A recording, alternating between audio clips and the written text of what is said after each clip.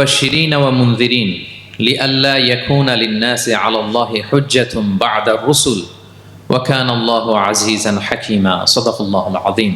আজকের আলোচনার টপিক হচ্ছে আল্লাহ তাআলা কেন এই পৃথিবীতে রাসূল প্রেরণ করেছেন।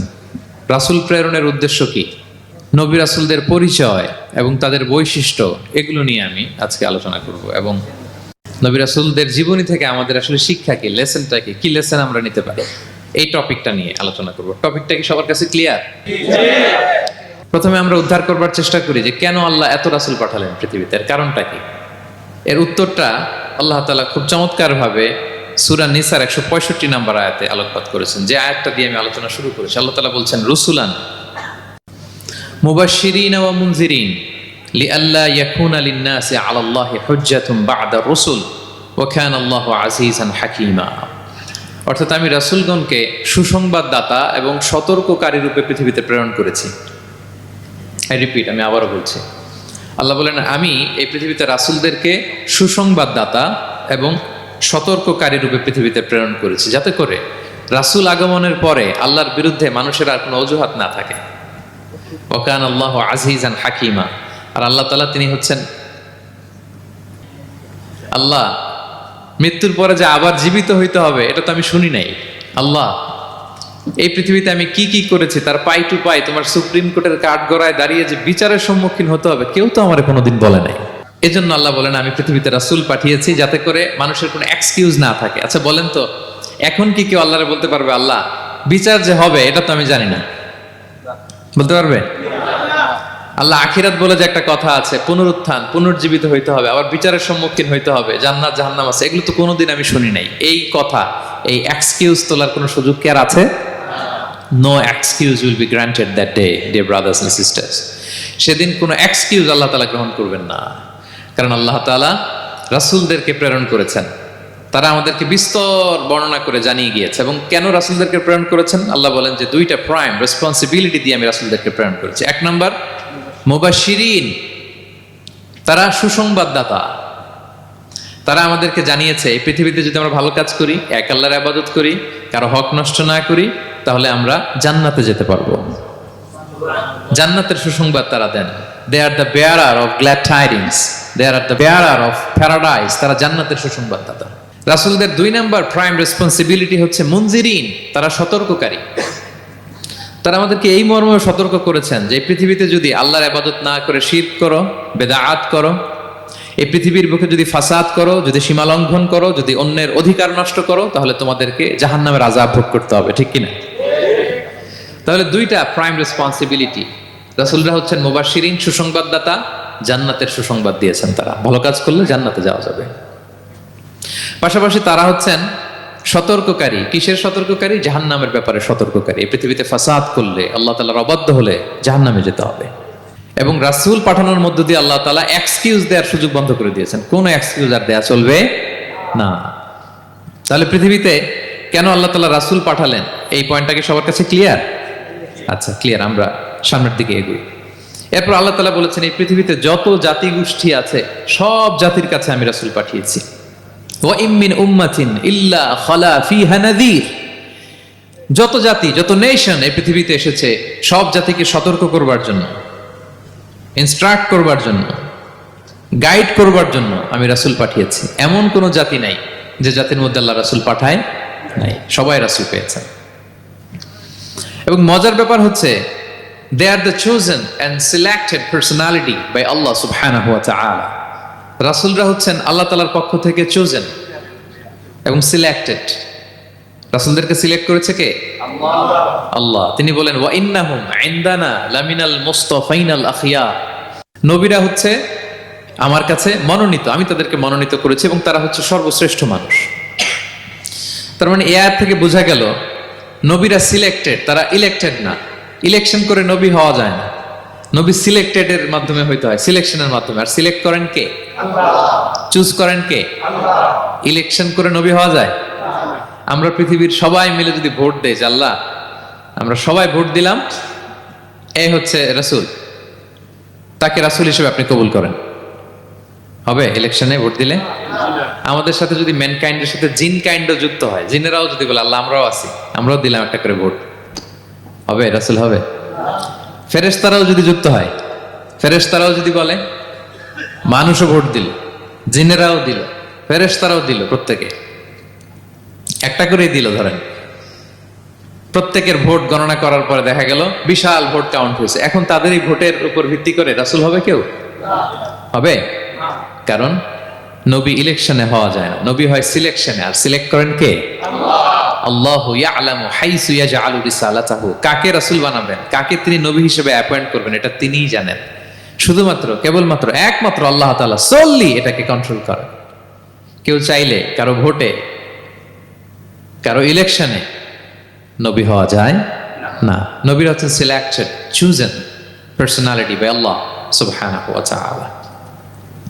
তাহলে নবীরা নির্বাচিত নন, ওনারা মনোনীত। নবীরা কি নির্বাচিত? নবীরা মনোনীত। এখন কতজন নবী রাসূল আল্লাহ তাআলা পাঠিয়েছেন? আল্লাহ তাআলা সুস্পষ্ট করে জানাননি কতজন। কিছু কিছু হাদিস থেকে পাওয়া যায় লক্ষাধিক রাসূল, নবী এবং রাসূল আল্লাহ তাআলা পৃথিবীতে পাঠিয়েছেন। কিন্তু কোরআন আল কারিমে এই লক্ষাধিক নবী রাসূলের সবার কথা আল্লাহ তাআলা আমাদেরকে শোনাননি। আল্লাহ তাআলা মাত্র 25 জন রাসূলের কথা আমাদেরকে শুনিয়েছেন। কতজন? 25 জনের কথা আল্লাহ তাআলা শুধু আমাদেরকে বলেছেন, বাকিদের কথা বলেন নাই। কতটুকু আমাদের বলা দরকার এটা আমাদের চেয়ে ভালো জানেন কে? আল্লাহ ভালো জানেন। আল্লাহ তাআলা ভালো জানেন কতটুকু আমাদেরকে জানাতে হবে। যত রাসূল তিনি পাঠিয়েছেন, যত নবী পাঠিয়েছেন, সবার কথা যদি আল্লাহ কোরআনে বলতেন, তাহলে কোরআন কি মাত্র 611 পৃষ্ঠার একটা বই হতো? 10 খণ্ড, 15 খণ্ড, 20 খণ্ড। তখন আমরা হাফেজ হতে পারতাম? হ্যাঁ, আমরা হাফেজ তরিকুল ইসলাম পাইতাম তখন? হ্যাঁ, তাকরিম পাইতাম? তখন তো হাফেজ হওয়া যেত না। এটা যদি 15 খণ্ড, 20 খণ্ডের বিশাল ভলিউম হয়, হাফেজ হওয়া যেত না। এজন্য আল্লাহ তাআলা সব নবীদের কথা আমাদেরকে শোনায় নাই, মাত্র 25 জন নবীর কথা কোরআনে আল্লাহ শুনিয়েছেন। কতজন? 25 জন। আল্লাহ বলেন রুসুলান কদ কসাসনাহুম আলাইকা মিন ক্বাবলু ওয়া রুসুলান লাম নাকসুসহুম আলাইক। নবী হে, অনেক রাসূলের কথা আপনাকে শুনিয়েছি, আবার অনেক রাসূলের কথা আমি শোনাই নাই। যাদের কথা শোনানোর প্রয়োজন মনে করেছি তাদের কথাই আমি শুনিয়েছি। তাহলে আমরা বুঝলাম কোরআনে বর্ণিত হয়েছে কয়জন নবী রাসূলের নাম? সবাই বলবেন আওয়াজ করে, কয়জন? 25 জন।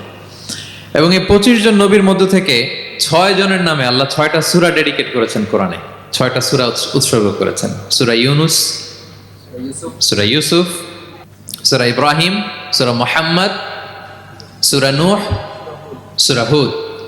6 জন নবী। কয়জন নবী? 6 নবীর নামে আল্লাহ তাআলা 6টা সূরা ডেডিকেট করেছেন। এবং এই যত নবী আল্লাহ তাআলা পাঠিয়েছেন, সব নবীর উপর ঈমান আনা আবশ্যক। হ্যাঁ, it's compulsory to believe in every messenger sent by Allah subhanahu wa ta'ala to validate our faith. আমাদের ঈমানটাকে প্রিজার্ভ করার জন্য সব নবীর উপর আমাদের ঈমান আনতে হবে, সব নবী। আমরা যে ঈমান আনি, ঈমানে মুফাসসাল, যেখানে 7টা বিষয়ের উপর বিস্তারিত ঈমানের যে ঘোষণা আমরা দেই, আমরা তো বলি যে ঈমানে একটা মুজমাল আর একটা কি মুফাসসাল। ঈমানে মুফাসসালে 7টা বিষয়ের প্রতি ঈমান আনতে হয়। আমানতু বিল্লাহি ওয়া মালাইকাতিহি ওয়া কুতুবিহি, তারপরে ওয়া রুসুলিহি, পাইছেন? ওয়াল ইয়াউমিল আখিরি ওয়া বিল কদরি খাইরিহি ওয়া শাররিহি মিনাল্লাহি তাআলা ওয়াল বা'সি বা'দাল মাউত। এই 7টা বিষয়ের উপর বিস্তর ঈমান আমাদেরকে আনতে হয়। এই 7টার মধ্যে রাসূলদের ব্যাপার আছে না নাই? রাসূলদের উপর ঈমান আনতে হবে। যদি না আনি তাহলে আরকানুল ঈমান পূর্ণ হলো না, আমার ঈমান পরিপূর্ণ হবে না। তাহলে রাসূলদের উপর পূর্ণাঙ্গ ঈমান আনা এটা আবশ্যক। এবং এই সকল নবী এবং রাসূলদের একটাই ধর্ম ছিল। ধর্মটার নাম কি? সবাই বলুন, কি নাম? সবার একটাই ধর্ম, সব নবীর একটাই ধর্ম। কারণ আল্লাহর কাছে মনোনীত ধর্ম কয়টা? একটা। ইন্নাদ দীনা ইনদাল্লাহিল ইসলাম। আল্লাহর কাছে মনোনীত একটাই ধর্ম, সেটা হচ্ছে ইসলাম। এই যে ইহুদি বলে, নাসারা বলে, এগুলো ধর্ম না, এগুলো বংশ, গোষ্ঠী, জাতির নাম অনুসারে নামকরণ করা হয়েছে। যেমন নাসারা এসেছে, ঈসা আলাইহিস সালামের মা মারিয়াম ফিলিস্তিনের নাসিরিয়া শহরে জন্মগ্রহণ করেছেন। নাসিরিয়া, ওইখান থেকে আসছে নাসারা। ইয়াকুব আলাইহিস সালামের 10 ছেলে, এই 10 ছেলের মধ্যে থেকে এক ছেলের নাম হচ্ছে ইয়াহুদা। এই ইয়াহুদা থেকে এসেছে ইহুদি। কিন্তু সব নবীর ধর্ম একটা। আওয়াজ করে বলুন তো সবাই, সেটা কি? ইসলাম। সবার ধর্ম একটা ছিল, ইসলাম। বিষ্ণু ইসলাম বলেন ওয়াল আম্বিয়াউ ইখওয়াতুন লিআল্লাতিন। সেই বুখারীর বর্ণনা, নবীগণ হচ্ছে একে অন্যের বৈমাত্রেয় ভাইয়ের মতো। বৈমাত্রেয় ভাই মানে মা ভিন্ন কিন্তু বাবা এক, এরকম হয় না? ধরেন আমার বাবা যদি একাধিক বিয়ে করে তো প্রত্যেক স্ত্রী গর্ভে যদি সন্তান আসে, তো আমরা সবাই তো ভাই, কি বলেন? কিন্তু মা ভিন্ন। মা কি?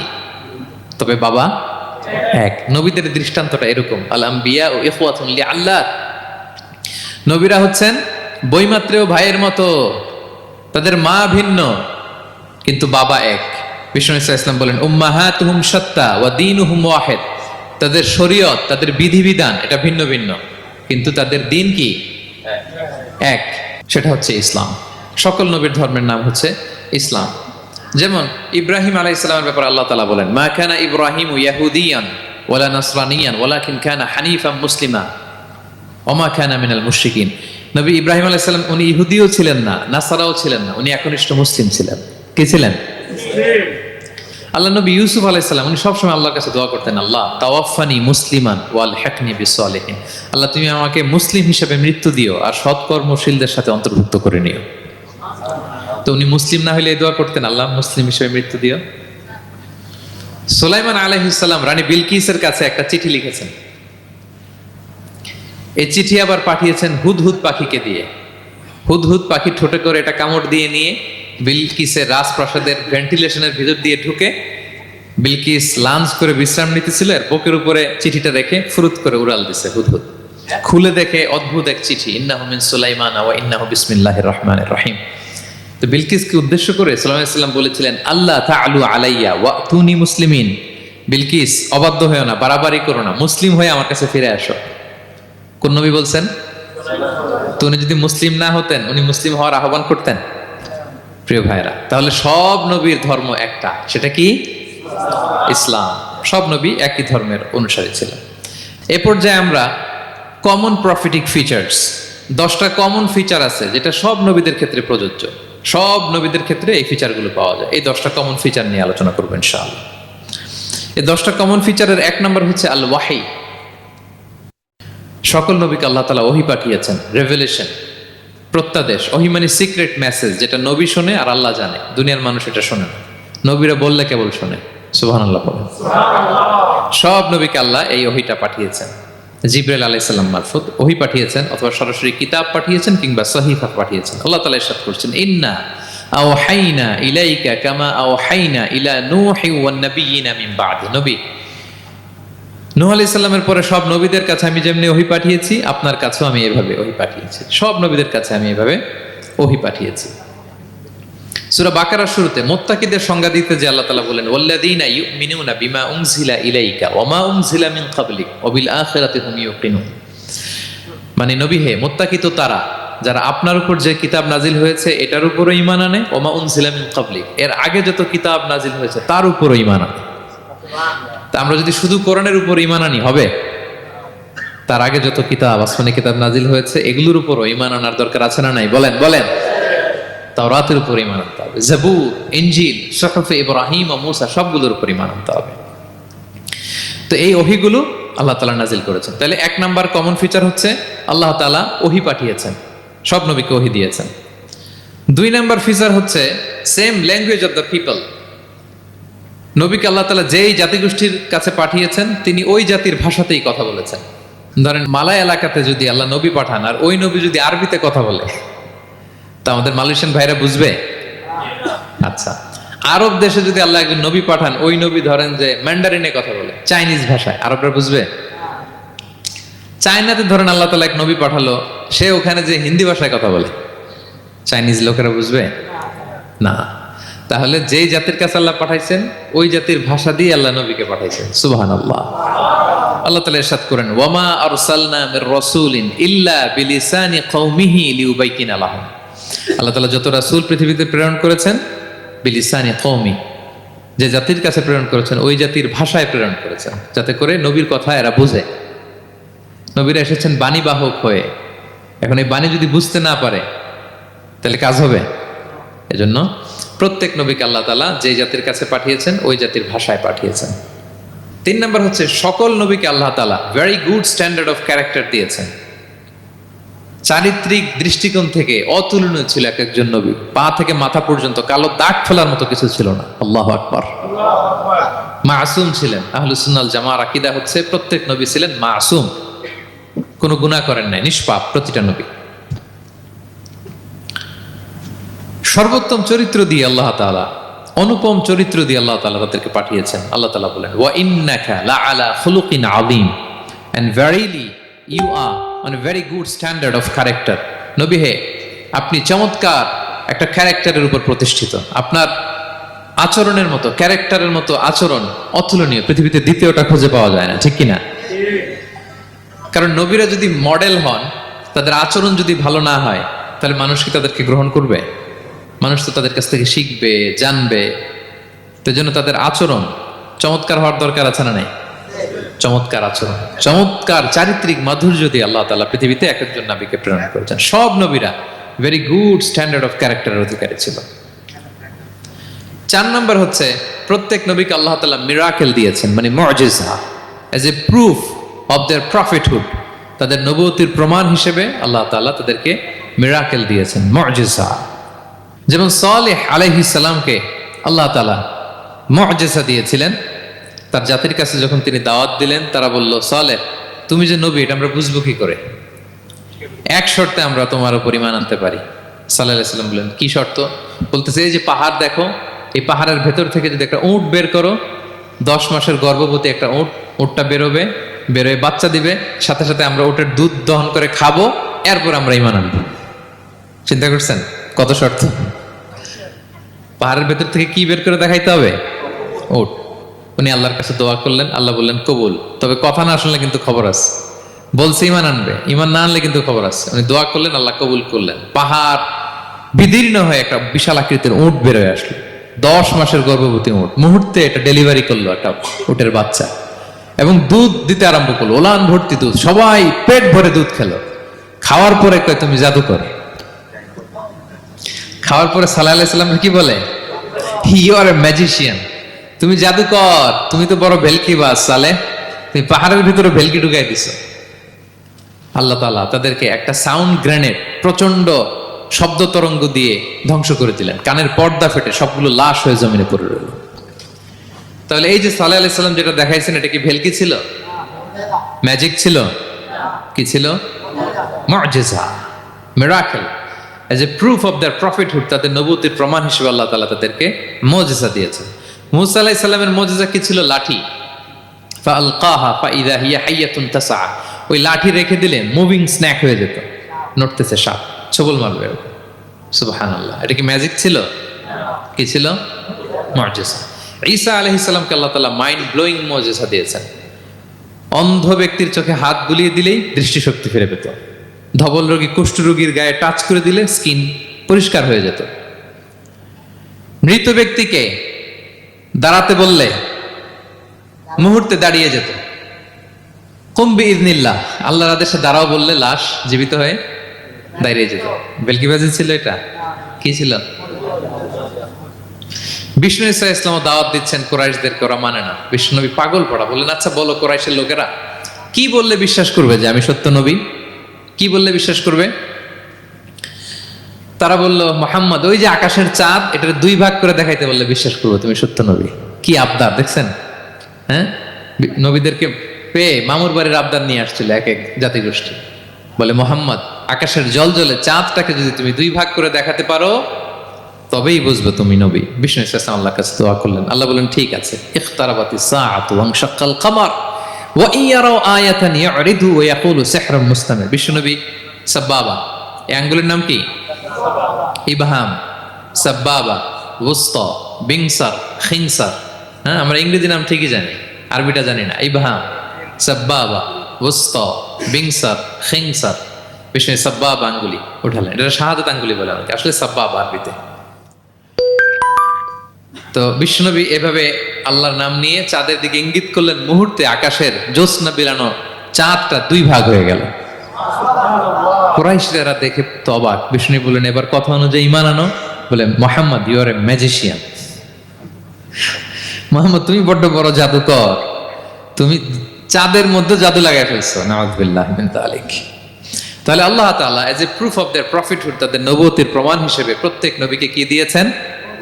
মুআজিজা দিয়েছেন, সব নবীকে দিয়েছেন।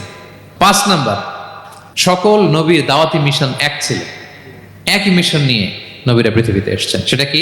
তাওহীদ, রিসালাত, আখিরাত। আমার সাথে সাথে বলেন তাওহীদ, রিসালাত, আখিরাত।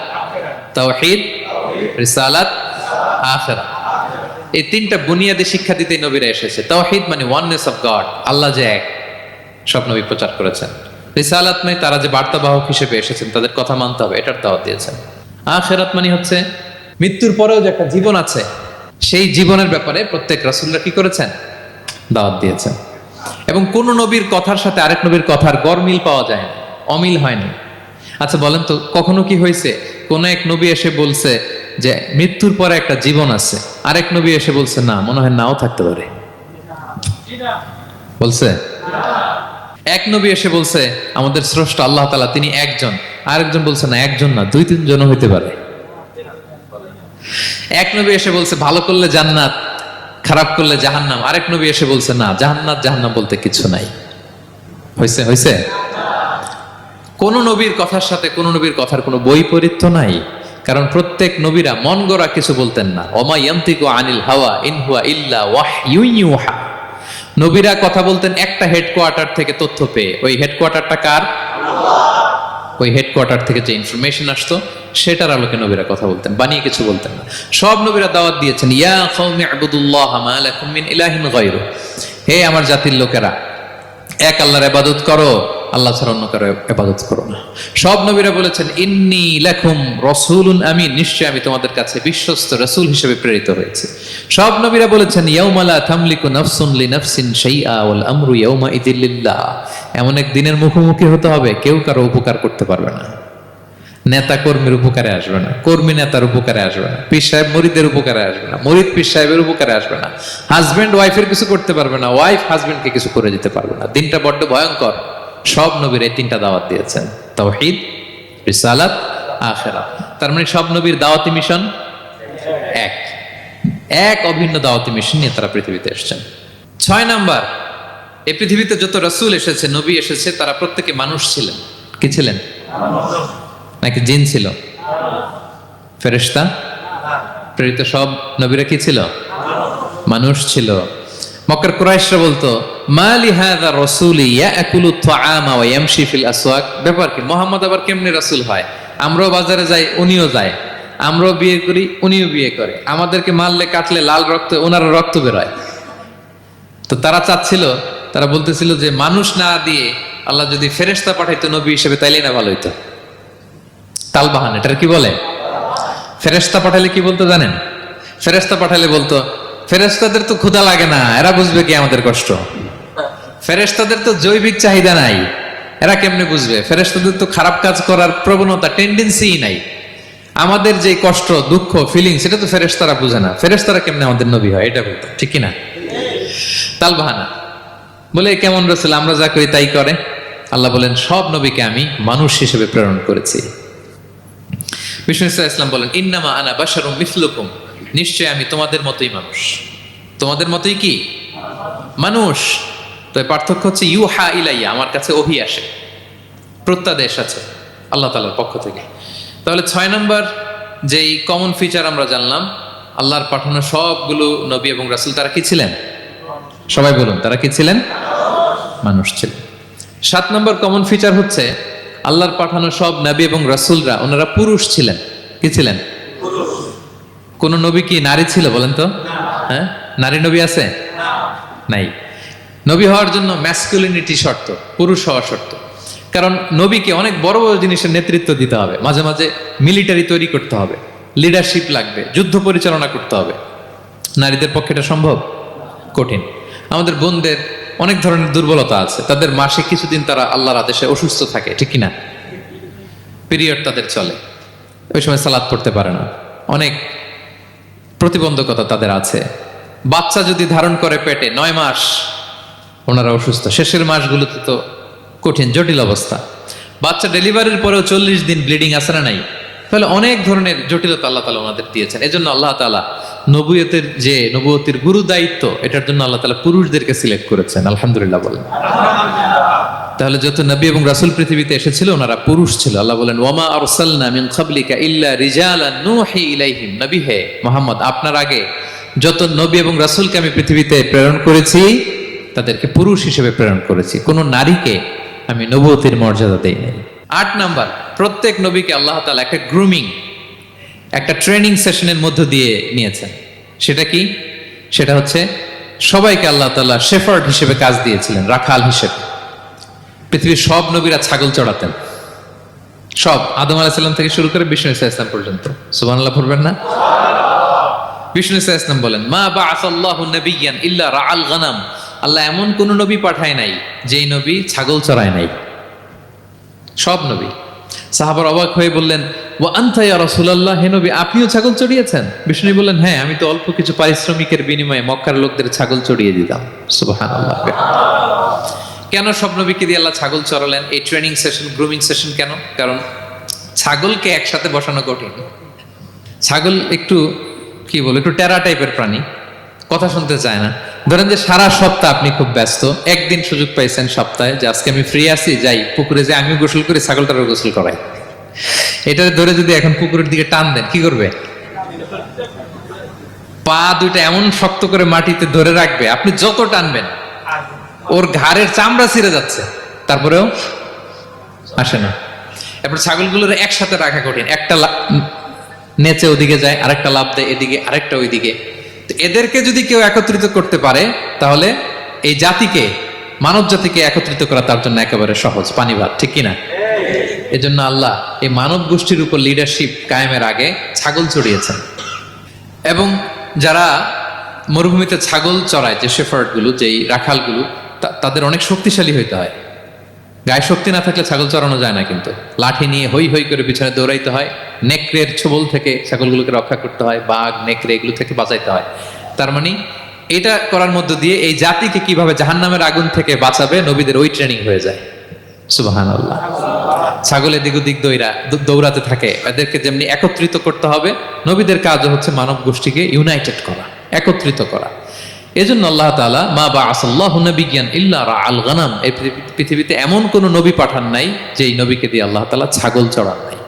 সব নবীর মধ্যে এটা কমন।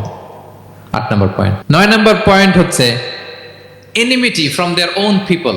যত নবী দাওয়াত নিয়ে আসছে তারা চ্যালেঞ্জের মুখোমুখি হয়েছেন, শত্রুতার মুখোমুখি হয়েছেন। কেউ ওনাদের জন্য রেড কার্পেট রিসেপশন দেয় নাই। নবীদের পথ ছিল বড় পিচ্ছিল, এটা কুসুমাস্তীর্ণ ছিল না, কণ্টকাকীর্ণ। কেউই সহজে মেনে নেয় নাই। দাওয়াত দিছে তো রিজেক্ট, সবাই প্রত্যাখ্যান করেছে, সবাই প্রত্যাখ্যান করেছে। এটা কমন ছিল, প্রত্যেক নবীকে এটা মুখোমুখি হতে হয়েছে। Mockery, vulgarism, operation, mental torture, physical torture and what not, সব ধরনের। ইভেন অনেক নবীকে হত্যা করা হয়েছে দিনের দাওয়াতের কারণে। বনি ইসরায়েলের লোকেরা তাদের নিজেদের 70,000 নবীকে নিজেরা হত্যা করেছে। এমনকি আমার নবী বিশ্বনবী মুহাম্মদ রাসূলুল্লাহ সাল্লাল্লাহু আলাইহি ওয়াসাল্লামকে হত্যার ষড়যন্ত্র করা হয়েছিল। আল্লাহ তাআলা দয়া করে বিশ্বনবীকে হিজরতের ব্যবস্থা করে দিয়ে প্রাণে বাঁচিয়েছেন, মক্কা থেকে মদিনাতে পাঠিয়ে দিয়েছেন। তাহলে এই পথ বড় কঠিন ছিল, নবীদের পথ, সব নবীর জন্য, এক্সেপ্ট সুলাইমান এবং দাউদ আলাইহিস সালাম, তাদের কথা ভিন্ন। এছাড়া সব নবীরা এই সংগ্রাম, এই বিরোধিতা, এই শত্রুতা, এই জেলাসি, এগুলোর মুখোমুখি হয়েছে পৃথিবীর সকল নবীরা, সকল নবীরা। বিষ্ণু ইসা ইসলাম ঘুমাতে পারে নাই একটা রাত শান্তিতে। বিষ্ণুর বায়োগ্রাফি যদি আপনি পড়েন, জীবনে যদি পড়ে দেখেন, প্রত্যেকটা নবীর জীবনে এই কষ্টকর মুহূর্তগুলো ছিল। শত্রুতা সব নবীকে পোহাতে হয়েছে। বিষ্ণু ইসা ইসলামের কাছে যখন প্রথম নাজিল হলো ইকরা বিসমি রাব্বিকাল্লাযী খালাক, সূরা আলাকের প্রথম কয়টা আয়াত? 5 আয়াত নিয়ে কোরআনের ভারে নতুন রেভুলেশন পেয়ে বিষ্ণুনবী কাঁপতে আরম্ভ করলেন। কাঁপতে কাঁপতে জ্বর এসে গেল বিষ্ণুনবীর গায়ে, নিচে নেমে আসলেন। খাদিজা রাদিয়াল্লাহু তাআলা আনহাকে বললেন, জাম্মিলুনি জাম্মিলুনি, আমাকে কম্বল চাপা দাও, আমার খুব শীত লাগছে, আমার জ্বর এসে গিয়েছে। কাঁপতে লাগলেন বিষ্ণু ইসলাম। খাদিজা রাদিয়াল্লাহু তাআলা আনহার এক চাচাতো ভাই ওয়ারাকা ইবনে নওফল ছিল ইনজিল কিতাবের পণ্ডিত। খাদিজা রাদিয়াল্লাহু তাআলা আনহা বিষ্ণুকে নিয়ে চাচাতো ভাইয়ের কাছে গেলেন, যে বলেন, ভাই ওরাকা, দেখেন তো মোহাম্মদ কি বলে, সে কি দেখছে, কি নিয়ে আসছে, কাঁপতেছে আর বলতেছে আমি মরে যাব, আমাকে কম্বল চাপা দাও। ওরাকা বললেন, মোহাম্মদ কে এসেছিল বলতো? বিষ্ণু জিবরাইল ইসলামের বর্ণনা দিলেন। কি বলেছে বলতো? 5 আয়াতের বর্ণনা বিষ্ণু ইসলাম দিলেন। তখন বিষ্ণু ইসলামের কথা শুনে ওরাকা বলল, তোমার কাছে যে এসেছে ওহুয়ান নামুস, মানে জিবরিল, সে সব নবীদের কাছে এসেছে। মোহাম্মদ তুমি নবী হবা, তুমি কি হবা? তুমি নবী হবা, আখিরি নবী হবা তুমি। যে তোমার কাছে এসেছে সে সব নবীদের কাছে ওহী নিয়ে এসেছিল। আর জেনে রাখো মুহাম্মদ, তোমার এলাকার লোকেরা একদিন তোমাকে এলাকা থেকে বের করে দিবে। ভবিষ্যৎবাণী করতেছিলেন। বিশ্বনবী বললেন, আওয়া মুখরিজিয়াহুম, আমার ভাই বেরাদার, আমার জ্ঞাতি গোষ্ঠীর লোকেরা আমার এলাকা ছাড়া করবে? ওরাকা বললেন, হ্যাঁ। লাম ইয়াতি রাজুলুন কাত্তু বিমিসলি মা জিতা বিহি ইল্লা উদিয়া। তোমার মতো এরকম রিসালাতের দায়িত্ব নিয়ে যারাই কোনো জাতির কাছে এসেছে তাদের সাথে এরকম শত্রুতা করা হয়েছে। বিষ্ণু ইসলাম সেদিনের কথা শুনে, ওরাকার কথা শুনে অবাক হয়েছিলেন। তাহলে সব নবীদের ক্ষেত্রে 9 নম্বর কমন বৈশিষ্ট্য হচ্ছে তাদেরকে বাধার সম্মুখীন হতে হয়েছে। এখনো যারা নবীদের পথে চলবে বা চলে তাদের জীবনে বাধা বিপত্তি আছে না নাই? হ্যাঁ, তারা জেনে বুঝেই এই পথে এসেছে, তারা হিসাব মিলিয়েই এই পথে নেমেছে। এজন্য বাধা বিপত্তি চ্যালেঞ্জ কোন মুমিনকে তার রাস্তা থেকে সরাতে পারে না, ঠিক কিনা বলেন? এক চুলো নড়াতে পারে না। এটা নবীদের পথ, এটা নবীওয়ালা কাজ। এখানে জুলুম থাকবে, এখানে বাধা বিপত্তি থাকবে, এখানে চ্যালেঞ্জ থাকবে। এই পথটা সোজা, সিরাতুল মুস্তাকিম। যদি শেষ মাথায় যাওয়া যায়, ডাইরেক্ট জান্নাতুল ফিরদাউস। আলহামদুলিল্লাহ। তাহলে সব নবীরা বাধার সম্মুখীন হয়েছেন। 9টা কমন ফিচার গেল। 10 নম্বর, দ্য লাস্ট কমন ফিচার, পৃথিবীর সব নবীরা ইন্তেকাল করেছেন, আর কোন নবী আসবেন? আসবে? পৃথিবীর সব নবীরা মারা গিয়েছেন, কিন্তু আলামুল বারজাখে, বারজাখের জগতে নবীরা জীবিত। আই রিপিট, আমি আবারও বলি, প্রত্যেক নবী তার কবরে জীবিত। আলামুল বারজাখে। আমরা এই দুনিয়াতে আসার আগে যেই জগতে ছিলাম, ওই জগৎটার নাম হচ্ছে আলামুল আরওয়াহ, মানে রুহের জগৎ। সেখান থেকে আমরা এই জগতে এসেছি, এটার নাম আলামুদ দুনিয়া, দুনিয়ার জগৎ। আবার মৃত্যুর পরে যে নতুন এক্সটেশনে আমরা যাব, সেটার নাম হচ্ছে আলামে বারজাখ, বারজাখের জগৎ। নবীরা ওই বারজাখের জগতে জীবিত। বিষ্ণু ইসলাম সুনানে আবু দাউদের হাদিসে বলেন যে, ইন্নাল্লাহ হাররামা আলাল আরদি আন তাকুলা আজসাদাল আম্বিয়া। আল্লাহ তাআলা এই জমিনকে, নবীদের দেহকে কনজিউম করাকে হারাম করে দিয়েছেন। মানে জমিনের জন্য নবীদের লাশকে পচিয়ে ফেলা, খেয়ে ফেলা হারাম। যত নবী যেখানে ইন্তেকাল করেছেন, তাদের পবিত্র দেহ মোবারক এখনো আগের মতো একেবারে যখন মৃত্যুবরণ করেছিলেন তখন লাশটা যেমন তাজা ছিল, এখনো প্রত্যেকে তার কবরে এরকম তাজা লাশ নিয়ে শুয়ে আছে। প্রত্যেক নবী কবরে জীবিত। বিষ্ণু ইসলাম ওনার কবরে জীবিত। তবে এটা বারজাকি জগতে। এই দুনিয়া তিনি যেভাবে জীবিত ছিলেন ওইভাবে না, বারজাকি জগতে জীবিত। আমরা যখন প্যারা নবীর উপর সালাম পৌঁছাই, দুরুদ পড়ি, প্রত্যেক ফেরেশতা, একটা ফেরেশতা আছে এই দুরুদগুলোকে নিয়ে বিষ্ণুবীর কাছে পৌঁছায়। আপনার বাবার নাম, আপনার নাম বলে ফেরেশতা বলে যে অমুকের ছেলে অমুক আপনাকে সালাম দিয়েছে। বিষ্ণুনবী কবর থেকে নিজে ওই সালামের উত্তর বলে, কারণ বিষ্ণু ইসলাম বারজাকের জগতে তিনি জীবিত। হায়াতুন নবী, বারজাকের জগতে তিনি জীবিত। আরেক হাদিসে বিষ্ণু ইসলাম বলেন, আল আম্বিয়া ওয়া আহইয়াউন ফি কুবুরিহিম ইউসাল্লুন। নবীরা তাদের কবরে জীবিত, সেখানে তারা সালাত আদায় করে। নবীরা তাদের কবরে কি করে? সালাত আদায় করে। তাহলে এই 10টা হচ্ছে কমন ফিচার্স এবং প্রফিটস। সব নবীদের মধ্যে এই বিষয়গুলো পাওয়া যায়। সর্বশেষ পয়েন্ট হচ্ছে lessons from the life of the profits. এত নবী রাসূল যে আল্লাহ তাআলা আমাদের হেদায়েতের জন্য পাঠালেন, তাদের জীবনী থেকে আমাদের জন্য শিক্ষা কি, লেসন কি, এটা জানার দরকার আছে না নাই? বলেন, কি লেসন আমরা নিব? অনেক লেসন আছে। আমি সংক্ষিপ্ত পরিসরে 2-1টা বলি। আমি আমার মিজানুর রহমান আজহারি ভেরিফাইড ইউটিউব চ্যানেলে প্রফেট সিরিজ নামে একটা সিরিজ করেছি, 25 পর্বের। কোরআনে কয়জন নবীর নাম উল্লেখ হয়েছে? 25। আর আমার চ্যানেলে কয় পর্ব? তার মানে 25 জন নবীর ব্যাপারে আমি ওয়েল ডকুমেন্টেড ম্যানারে একাডেমিকলি আলোচনা করেছি। আপনারা শুনবেন, আপনাদের জন্যই করেছি, শুনবেন আপনারা। এবছর 21শে বইমেলায় আপনারা শুনেছেন আমার একটা বই প্রকাশিত হয়েছে। বইয়ের নাম হচ্ছে জেগে ওঠো আবার। এটা আমি নিজে লিখেছি। আরেকটা বই 6 খণ্ডের আমি সম্পাদনা করেছি, সেটা হচ্ছে ছোটদের নবী রাসূল। বইটার নাম কি? ছোটদের নবী রাসূল। সত্যায়ন প্রকাশন থেকে 6 পর্বের খুব চমৎকার গ্রাফিক্যাল ইউজার ইন্টারফেস দিয়ে আপনার সোনামণিরা, বাচ্চারা তারা জেনে যাবে যে তাদের আসল আইকন কারা, তাদের আসল সুপার হিরো কারা, তাদের অনুসরণীয় অনুকরণীয় ব্যক্তিত্ব হবে কারা। এই বইটা লিখতে, সম্পাদনা করতে আমাদের অনেক চ্যালেঞ্জ আমরা ফেস করেছি, কারণ এটা আপনাদের জন্য লিখি নাই, লিখছি কাদের জন্য? বাচ্চাদের জন্য। আমি বাচ্চাদেরকে গল্প শোনাচ্ছি এরকম একটা ভাব নিয়ে লিখেছি। আমি বারবার ভেবেছি যে আমার ছোট্ট মেয়েটাকে যদি আমি শোনাই, ওকে বুঝাইলে ও কিভাবে বললে বুঝবে। গল্পের মতো করে খুব রস দিয়ে আনন্দ দিয়ে প্রতিটা বাক্য এভাবে সাজানো হয়েছে। 6 খণ্ডের ছোটদের নবী রাসূল সিরিজ, যদি সুযোগ হয় আপনারা সংগ্রহ করবেন। বড়দের নিয়েও আমরা নবী রাসূলদের উপর আমাদের সামনে কাজ আসবে, আমরা জানাবো। তো আজকের এই কায়েত ফাউন্ডেশন বাংলাদেশের এই প্রোগ্রামে সর্বশেষ যে পয়েন্টটা আপনাদের সামনে আমি উপস্থাপন করতে চাই, সেটা হচ্ছে lessons from the life of the profits. নবী রাসূলদের জীবনী থেকে আমাদের জন্য কি শিক্ষা।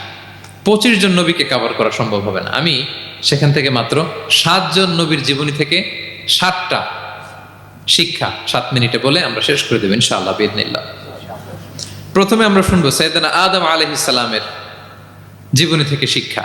পৃথিবীর প্রথম নবী কে ছিল বলেন তো? আদম আলাইহিস সালাম। আমরা যেমনি আমাদের শৈশব ছিল, কৈশোর ছিল, যৌবন, তারপর বার্ধক্যের দিকে যাচ্ছি, ওনার কি এরকম ছিল? আদম আলাইহিস সালামের শৈশব ছিল না? ছিল? কৈশোর ছিল? কনফিউশনে পড়ে গেছে। ছিল? ছিল না। মজার ব্যাপার হচ্ছে ওনার শৈশব কৈশোর ছিল না, ওনাকে আল্লাহ সৃষ্টি করতে যুবক করে সৃষ্টি করছে। সুবহানাল্লাহ, তো আসতে কেন? সৃষ্টি করতেই যুবক, 60 হাত লম্বা। কয় হাত? 60 হাত লম্বা করে তৈরি করছেন আদম আলাইহিস সালামকে। আপনারাও যারা জান্নাতে যাবেন 60 হাত লম্বা হয়ে ঢুকবেন, 33 বছরের যুবক হয়ে ঢুকবেন। 80 বছর বয়সে মারা গেল, কত বছর বয়সে ঢুকবেন? গালে কোনো দাড়ি থাকবে না। এই দুনিয়ায় দাড়ি রেখে নেন, ওখানে দাড়ি ছাড়া উঠবেন একেবারে কোনো জুরদা মুর্দা। ও আবনা ও সালাসা ওয়া সালাসিন, 33 বছরের তাগড়া ইয়াং সুপারস্টার হয়ে জান্নাতে ঢুকবো আমরা। তো আদম আলাইহিস সালামকে আল্লাহ প্রথম নবী করে পৃথিবীতে পাঠালেন। ওনাকে জান্নাতে সব খাইতে বললেন যে সব খাও, একটা গাছের কাছে যেও না। কিন্তু শয়তান সে তার মিশন নিয়ে আসে, সে আদম আলাইহিস সালামকে ভুলভাল বোঝালো, আদম আর হাওয়াকে, যে একটা কাজ করো, আল্লাহ তাআলা তোমাকে না করছে কেন জানো? আল্লাহ তো চায় না তুমি জান্নাতে থাকো, আল্লাহ চায় তোমাদেরকে দুনিয়াতে পাঠাই দিবে। তো তুমি যদি ওই গাছের ফল খেয়ে ফেলো, আল্লাহ আর দুনিয়াতে পাঠাইতে পারবে না। কিন্তু আল্লাহ চায় তোমাদেরকে কই পাঠাবে? কিন্তু যদি গাছের ফল খেয়ে ফেলো আর পাঠাইতে পারবে না। এজন্য আল্লাহ নিষেধ করছে গাছের ফল খায় না। চিন্তা করছেন? উল্টা, পুরো উল্টোটা বুঝাইছে। তো ভুল করে সাইয়েদনা আদম আলাইহিস সালাম হাওয়া আলাইহিস সালাম খেয়ে ফেলছেন এই ফল। খাওয়ার পরেই আল্লাহ তাআলা পাঠাই দিলেন পৃথিবীতে, যাও জমিনে যাও, এই জান্নাতে আর থাকা যাচ্ছে না। কাঁদতে আরম্ভ করলেন আদম আর হাওয়া আলাইহিস সালাম, কাঁদতে কাঁদতে অনুতপ্ত হয়ে আল্লাহর কাছে দোয়া করলেন। তো পুরো আদম আলাইহিস সালামের জিন্দেগির সবচেয়ে বড় শিক্ষা হচ্ছে রিপেন্টেন্স, অনুতপ্ত হওয়া। কি হওয়া? অনুতপ্ত হওয়া। আমরা ভুল করব, কুল্লুকুম খাত্তাউন, আমরা সবাই পাপী। সবাই কি পাপী? কে পাপ করি না? আমরা সবাই পাপী। কিন্তু মনে রাখবেন, আমাদের পাপ যত বড় হোক, আল্লাহর রহমতের দরিয়া তার চাইতেও বড়, অনেক বড়। তিনি দয়াময়, তিনি মেহেরবান, তার দয়ার শেষ নাই, তার মায়ার শেষ নাই। তার রহমতের দরিয়া যে কত বড় আপনি কল্পনাও করতে পারবেন না। শয়তান আর আমাদের মধ্যে পার্থক্য হচ্ছে, শয়তান পাপ করে পাপে অটল থাকে, কিন্তু বিশ্বাসীরা পাপ করার সাথে সাথেই ক্ষমা চায় কার কাছে? দুই হচ্ছে অনুতপ্ত বান্দার চোখের পানির ফোঁটা। অনুতপ্ত বান্দা নিজের ভুল স্বীকার করে মাথাটা নিচু করে চোখের পানি ছেড়ে দিয়ে যখন আল্লাহর কাছে কাঁদে, তার চোখের পানি চোখ বেয়ে নাকের ডগা বেয়ে জমিনে ড্রপ করার আগেই আল্লাহ তার সব গুনাহ মাফ করে দেয়। সাইয়েদনা আদম আলাইহিস সালাম কাঁদতে আরম্ভ করলেন, কাঁদতে কাঁদতে অনুতপ্ত হয়ে দোয়া করলেন, রব্বানা যালামনা আনফুসানা ওয়া ইল্লাম তাগফির লানা ওয়া তারহামনা লানাকুনান্না মিনাল খাসিরিন। রব্বানা, হে আমাদের রব, যালামনা আনফুসানা, আমরা আমাদের নফসের উপর জুলুম করেছি, ভুল করেছি, অন্যায় করেছি, অপরাধ করেছি। ওয়া ইল্লাম তাগফির লানা, আল্লাহ তুমি যদি ক্ষমা না করো, তুমি যদি মাফ না করো, লানাকুনান্না মিনাল খাসিরিন, আল্লাহ আমরা ধ্বংস হয়ে যাব, আমরা ক্ষতিগ্রস্ত হয়ে যাব, আমরা লুজার হয়ে যাব। এই বাক্যগুলো বলে বলে যখন আল্লাহ তাআলার কাছে দোয়া করলেন, আল্লাহর রহম হলো। আল্লাহ দয়া করে সাইয়েদনা আদম আর হাওয়া আলাইহিস সালামকে ক্ষমা করে দিলেন। ক্ষমা করে আবার জান্নাতের এন্ট্রির ঘোষণা দিলেন যে আবার দুনিয়ার জীবন শেষ করে আসো, যেখান থেকে আসছিল আবার ওখানে ঢুকতে পারবে। তাহলে আদম আলাইহিস সালামের জীবন থেকে আমরা যে লেসনটা পাই সেটা কি ভাই? বলেন বলেন। অনুতপ্ত হওয়া, রিপেন্টেন্স। আমরাও যদি জীবনে ভুল করি কি করবেন? ভুলের উপর অটল থাকবেন, অনড় থাকবেন। একগুঁয়ে ধরে বসে থাকবেন? সীমা লঙ্ঘন করবেন? আমরা ক্ষমা চাইব। কার কাছে ক্ষমা চাইব? ক্ষমা দেওয়ার জন্য তিনি বসে থাকেন। শেষ রাতে আল্লাহ প্রথম আসমানে চলে আসেন। প্রথম আসমানে এসে ডাকতে থাকেন, আলা মিন মুস্তাগফিরিন আগফির আলা, কে ক্ষমা চাবা? কে পাপ করেছে, জুলুম করেছে, বলো, আমি ক্ষমা দেওয়ার জন্য আসছি। আলা মিন মুস্তারজিকিন আরজুক আলা, কার রিজিকের দরকার, কার চাকরি নাই, কার ব্যবসা মন্দা, আমার কাছে চাও, আমি আল্লাহ বাড়িয়ে দেব। কার কি লাগবে বল, আমি দেব। আল্লাহ তাআলা দেওয়ার জন্য আসছে, আমি নেয়ার জন্য উঠতে পারি না। আহা, আমরা যেন আল্লাহ তাআলার কাছে চাই বেশি বেশি, এবং ভুল করলে যেন আমরা অনুতপ্ত হই। ভুল করলে আমরা কি হব? সাইয়েদনা আদম আলাইহিস সালামের জীবন থেকে আমরা এটা শিখলাম। 2 নম্বরে সাইয়েদনা নূহ আলাইহিস সালামের লাইফ থেকে আমরা কি শিখি? ওনার লাইফ থেকে আমরা শিখি হচ্ছে কনসিস্টেন্সি, মানে লেগে থাকা। ভালো কাজের জন্য কি করা? লেগে থাকা। উনি 950 বছর দাওয়াত দিয়েছিলেন ওনার জাতিকে। কয় বছর বলেন তো? 950 বছরের দাওয়াতি কার্যক্রমের ফলে উনি ফলোয়ার জুটাইতে পারছেন কয়জন জানেন? 80 জন। কয়জন? এরাই আমাদের পূর্বপুরুষ। আমরা পৃথিবীর সবাই কিন্তু এদেরই নাতিপুতি। এই 80 জনকে নিয়ে উনি নৌকার উপর উঠছিলেন, কিস্তির উপর, আর বাকিটা তো মহাপ্লাবন দিয়ে আল্লাহ ধ্বংস করে দিয়েছেন। ওই 80 জন আবার জমিনে এসে জমিন আবাদ করা শুরু হলো, ওখান থেকে পৃথিবীর সকল মানুষ। সুবহানাল্লাহ। উনি বলেন, ক্বালা রাব্বি ইন্নী দাআউতু কওমি লাইলান ওয়া নাহারা, আল্লাহ আমি দিন রাত এক করে আমার জাতি গোষ্ঠীকে দাওয়াত দিয়েছি। ফালাম ইয়াজিদহুম দুআই ইল্লা ফিরারা, কিন্তু আমার দেখলে লোকগুলো ভেগে ভেগে যায়। আর কি করে? আমার কথা যেন শুনতে না হয়, এরা কানে আঙ্গুল দিয়ে রাখে আর মুখে কাপড় পেঁচিয়ে রাখে। নূহ আলাইহিস সালাম তারপরও থামতেন না, কন্টিনিউয়াস দাওয়াতি কাজ। লোকজন নূহ আলাইহিস সালামকে পিটিয়ে আধামরা করে কাঁথা দিয়ে পেঁচিয়ে পাহাড়ে রেখে আসতেন। ওইখান থেকে এসে নূহ আলাইহিস সালাম আবার দাওয়াত দিতে শুরু করতেন। What a consistency! কিভাবে লেগেছিলেন! 950 বছর তিনি দাওয়াত দিয়েছেন, মাত্র 80 জন ফলোয়ার হয়েছিল। তাহলে আমরা অল্প দাওয়াতি কাজ করেই আমরা হতাশ হয়ে যাই। হায় রে, আমার কথা শুনলো না, হায় রে আমার কথা পৌঁছাইল না, হায় রে আমার কাছে এসে কেউ মুসলিম হইল না, হায় রে আমার কথা। অস্থির।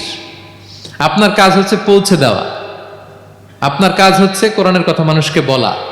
এটা দিয়ে কতটুকু কি হবে এটার ফয়সালা কার? তাহলে নূহ আলাইহিস সালামের জীবনী থেকে আমাদের শিক্ষা হচ্ছে কনসিস্টেন্সি। 950 বছর উনি লাগাতার দাওয়াত দিয়েছেন, থামে নাই, হতাশ হয় নাই, হাল ছাড়া নাই। নবীরা কখনো হাল ছাড়ে না। সুবহানাল্লাহ পড়ে। 3 নাম্বার, ইব্রাহিম আলাইহিস সালামের জীবনী থেকে আমাদের জন্য শিক্ষা হচ্ছে ওবিডিয়েন্স, আনুগত্য। কি করে আল্লাহ তাআলার কাছে আনুগত্য করতে হয়। আল্লাহু আকবার।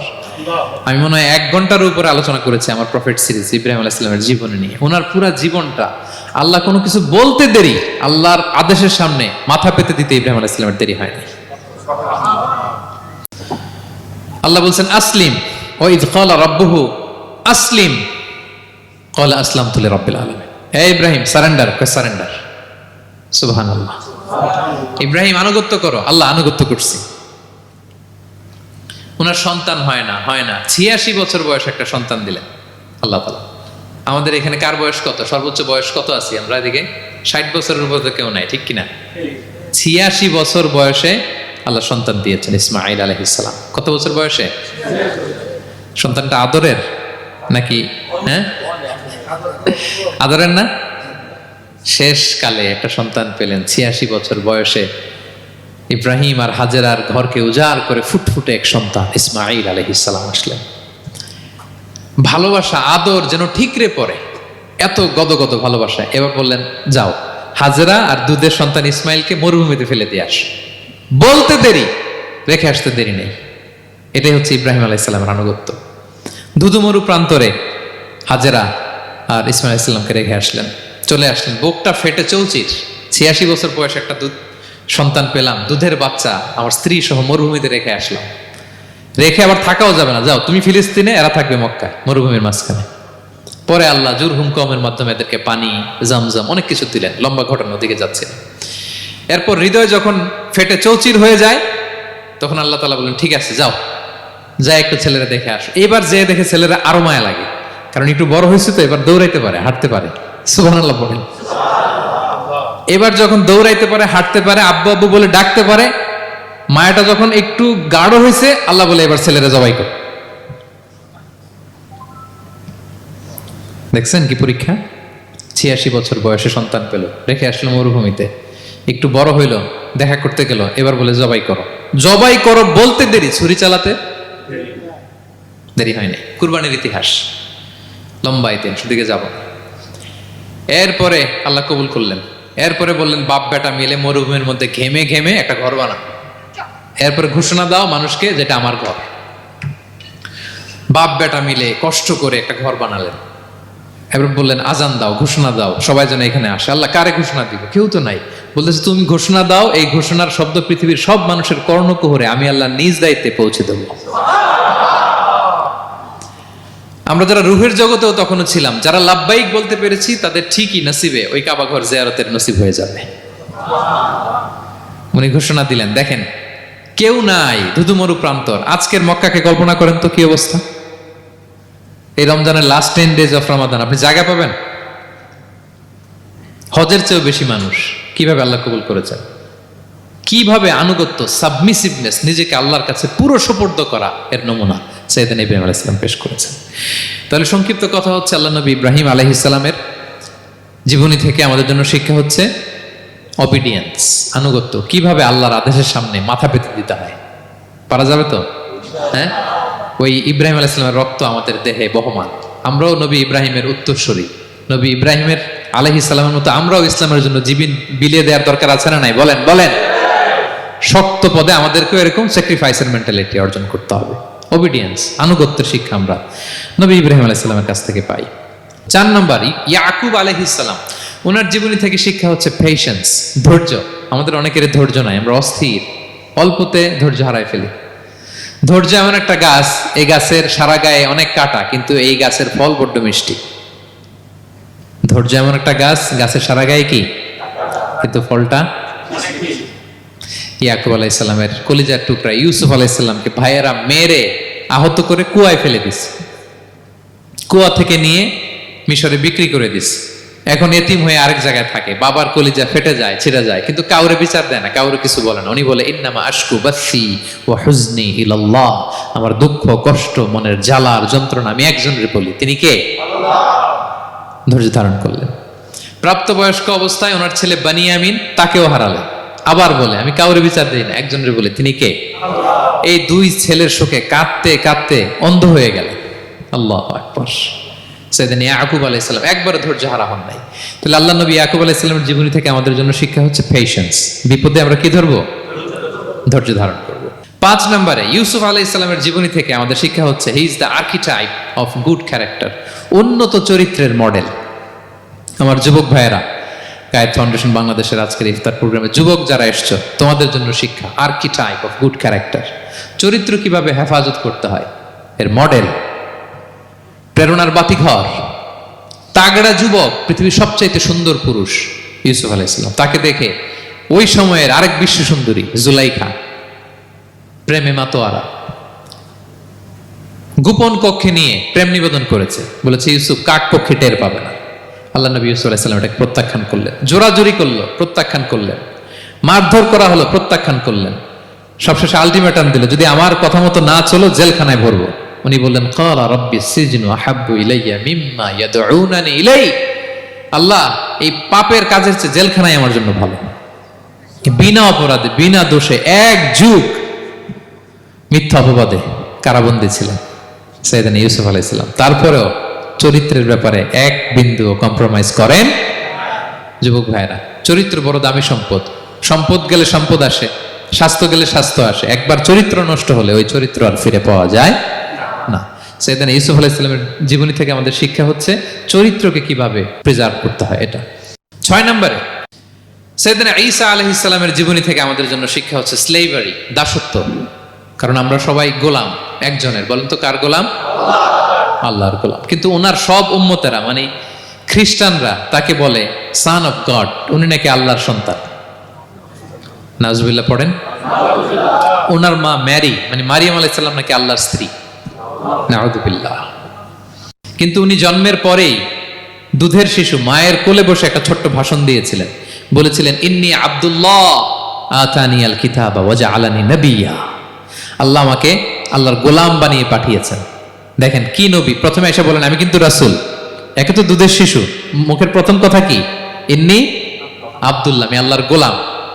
যাতে করে পুরো খ্রিস্ট সমাজের বিরুদ্ধে দলিল হয়ে থাকে যে তোমাদের নবী পৃথিবীতে এসে তার মুখ নিঃসৃত প্রথম শব্দটাই ছিল আমি আল্লাহর দাস, আমি আল্লাহর গোলাম।